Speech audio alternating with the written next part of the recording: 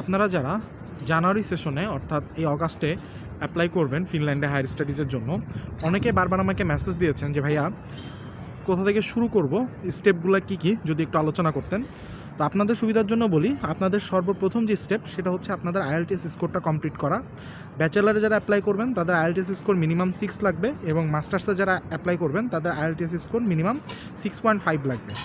আর আপনারা চেষ্টা করবেন অবশ্যই যেন 15 তারিখের ভিতরে আপনারা যারা পেপার বেজ আইএলটিএস দিবেন তাদের জন্য আইএলটিএসটা কমপ্লিট হয়ে যায়, কারণ এটার রেজাল্ট আসতে কিন্তু 15 থেকে 20 দিন সময় লাগে। আর আপনাদের এই সেশনের অ্যাপ্লাই কিন্তু শুরু হচ্ছে 28 অগাস্ট থেকে এবং শেষ হবে হচ্ছে 11ই সেপ্টেম্বরে। সো আপনাদের এর মধ্যে অবশ্যই আইএলটিএস স্কোরটা অ্যাভেলেবেল লাগবে। এবং আরেকটা জিনিস, যারা মাস্টার্সে অ্যাপ্লাই করবেন অবশ্যই আপনাদের ভার্সিটির সার্টিফিকেট এবং ট্রান্সক্রিপ্ট এগুলো হচ্ছে ভার্সিটি থেকে, এডুকেশন মিনিস্ট্রি থেকে এবং হচ্ছে ফরেন মিনিস্ট্রি থেকে, এই 3টা জায়গা থেকে অবশ্যই আপনাদেরকে অ্যাটেস্টেশন করে রাখতে হবে।